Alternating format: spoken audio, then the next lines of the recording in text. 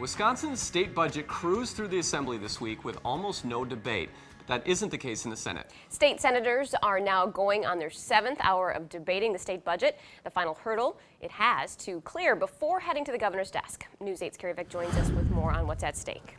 The state budget is almost 600 pages long. Pretty safe to say the average Wisconsinite most likely doesn't take that on for some light reading. And while there's hundreds of line items most will never know anything about, there are some major changes we'll feel right here at home if this budget passes.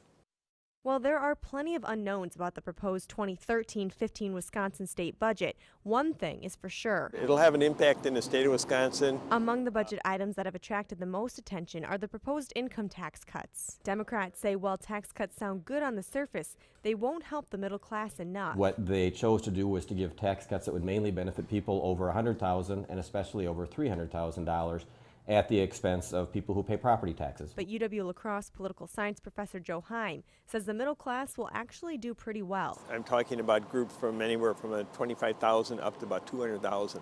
So it's a definition of what constitutes the middle class.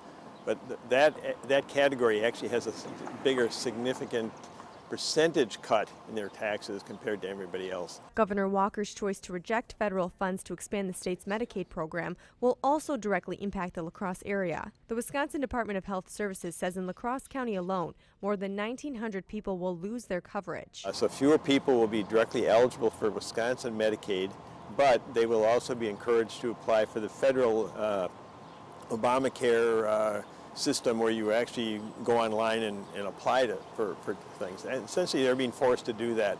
And that'll affect substantial numbers of people in the La Crosse area. But those are just two of hundreds of changes coming Wisconsin's way. And whether they're good or bad is a question only time can answer. The Republicans get either the credit or the blame for this budget.